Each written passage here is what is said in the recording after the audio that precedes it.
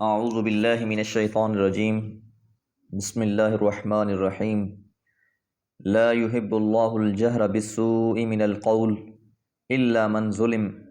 وكان اللہ سمیعا علیما ان تبدوا خیرا او تخفوه او تعفوا عن سوء فإن اللہ كان عفوا قدیرا۔ سورۃ النساء آیات 148 اور 149۔ لا يحب اللہ الجہر بالسوء، لا نہیں، یحب پسند کرتا، اللہ تعالیٰ، الجہر بالسوء بآواز بلند بری بات، سو کہتے ہیں بری بات کو، سو بری کو کہتے ہیں، من القول باتوں میں سے، یعنی بری باتوں کو بآواز بلند کہنا یہ اللہ تعالیٰ کو پسند نہیں۔ اگر کسی شخص میں کوئی دینی یا دنوی عیب پایا جاتا ہے تو اسے سر عام ذلیل کرنا جائز نہیں ہے، کیونکہ پچھلی آیات میں یہ بات گزری ہے کہ منافقین کے لیے الدرک الاسفل ہے، یعنی جہنم کا بھی نچلا مقام ہے، بالکل کافروں سے بھی زیادہ نچلا مقام منافقین کا ہے۔ تو اب ایسے نہ ہو کہ جس پر شبہ ہو جائے کہ اب یہ منافق ہے، یہ جس کے اندر منافقین کی کوئی علامتیں پائی جاتی ہیں، تو اب اسے سر عام لان تان شروع کر دی جائے، اس میں عیب جوئیاں نکالنا شروع کر دی جائیں۔ تو اس طرح کے کام سے ایک اجتماعی معاشرے کے اندر بہت سے فسادات برپا ہو جاتے ہیں، اس لیے اللہ تعالیٰ اس چیز کو پسند نہیں کرتا، کیونکہ یہ غیبت ہے اور غیبت قطعی حرام ہے، اور غیبت کا جو گناہ ہے اس کے بارے میں قرآن مجید میں اللہ تعالیٰ ارشاد فرماتے ہیں کہ ایک ایسا گناہ ہے گویا کوئی انسان کوئی اپنے مردہ بھائی کا گوشت کھا رہا ہو، تو اس لیے اس چیز سے انسان کو اجتناب کرنا چاہیے۔ الا من ظلم، سوائے اس کے جس پر ظلم کیا گیا ہو، البتہ جب کوئی شخص ظلم پر اتر آئے تو مظلوم کو حق حاصل ہے کہ وہ اس کی زیادتی کے خلاف آواز بلند کرے، اس کی کمپلین کرے، خصوصاً جہاں آواز بلند کرنے سے اس پر ظلم رک سکتا ہو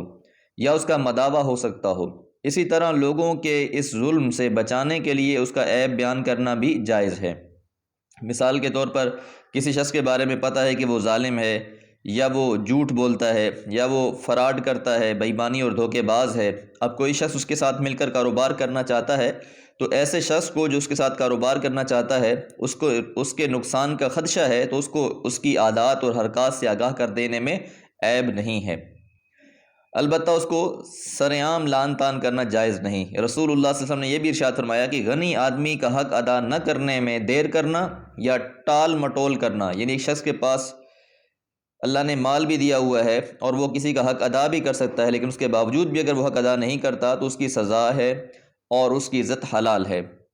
یعنی اسی طرح جو زیادتی میں پہل کرے اسے جواب دینا بھی جائز ہے۔ آپ صلی اللہ علیہ وسلم نے فرمایا آپس میں گالی گلوچ کرنے والے وہ دونوں میں جو کچھ بھی کہیں سب گناہ پہل کرنے والے پر، جب تک مظلوم زیادتی نہ کرے، البتہ مظلوم بھی زیادتی کرنا شروع کر دے گا تو پھر وہ اپنے کیے کا خود گنہگار ہوگا، خود ذمہ دار ہوگا۔ وَكَانَ اللَّهُ سَمِيعًا عَلِيمًا، اور اللہ تعالیٰ تو شروع سے ہی خوب سننے والے، علیمہ اور خوب جاننے والے ہیں۔ اللہ تعالیٰ کے علم میں ہے ساری باتیں کہ کون ان میں سے زیادتی کرنے والا ہے اور کون زیادتی کرنے والا نہیں ہے۔ اس آیت کی تفسیر میں مفسرین نے لکھا ہے کہ ظالم کے حق میں بد دعا کرنا جائز ہے۔ اسی طرح کوئی شخص زبردستی اس کے منہ سے برا کلمہ نکلوائے تو وہ بھی اس کے ماتحت آ جاتا ہے۔ امام ابن کثیر رحمہ اللہ اور امام شوکانی رحمہ اللہ کی یہ رائے ہے۔ ایک شخص نے رسول اللہ صلی اللہ علیہ وسلم کے پاس ہمسائے کی زیادتیوں کی شکایت کی، وہ اپنے پڑوسی سے تنگ تھا، تو آپ صلی اللہ علیہ وسلم نے اسے اپنا سامان گھر سے باہر راستے میں نکال کر رکھ دینے کا مشورہ دیا۔ اب جو گزرتا تو پوچھتا وہ ہمسائے سے، تو وہ بتا دیتا کہ میرے ہمسائے کے ظلم کی وجہ سے میں تنگ ہو گیا ہوں اور میں یہاں سے چھوڑ کر جانا چاہتا ہوں۔ تو ہمسائے نے جب یہ دیکھا معاملہ تو معذرت بھی کی اور آئندہ ایذا نہ پہنچانے کا وعدہ کیا اور سرمان انت رکھنے کی درخواست بھی کی۔ امام ابو داؤد رحمہ اللہ نے اس حدیث کو بیان فرمایا ہے۔ تو بہرحال گزشتہ آیات میں منافقین کے عیوب کا بیان تھا، یہاں بات مکمل کرنے کے لیے فرمایا کہ چونکہ وہ ظالم ہیں اس لیے ان کے عیب ظاہر کرنا جائز ہے، تاہم حتی الوسع نام لے کر بیان نہ کیا جائے۔ اللہ تعالیٰ جو ہے وہ مظلوموں کی داد رسی بھی کرنے والے ہیں اور اللہ تعالیٰ مظلوموں کو سننے والے بھی ہیں، اس لیے نبی مہربان صلی اللہ علیہ وسلم نے فرمایا کہ مظلوم کی بد دعا اور اللہ کے درمیان میں کوئی پردہ حائل نہیں ہے۔ ان تبدو خیرن، اور اگر تم اچھی باتوں کو ظاہر کرو، او تخفو یا اسے پوشیدہ رکھو، او تعفو عن سوء یا تم درگزر کر دو گناہ کے کاموں سے۔ اب اس آیت مبارکہ میں معاف کر دینے کی ترغیب ہے، یعنی اگرچہ ظالم کا شکوہ یا اس کے حق میں بد دعا جائز ہے، تاہم عفو درگزر سے کام لینا بہتر ہے، کیونکہ اللہ تعالیٰ بھی خوب قدرت رکھنے کے باوجود انسانوں کو معاف کر دیتا ہے۔ نبی مہربان صلی اللہ علیہ وسلم نے فرمایا، مال صدقے سے کم نہیں ہوتا، اور معاف کر دینے سے اللہ تعالیٰ بندے کی عزت میں اضافہ ہی کرتا ہے،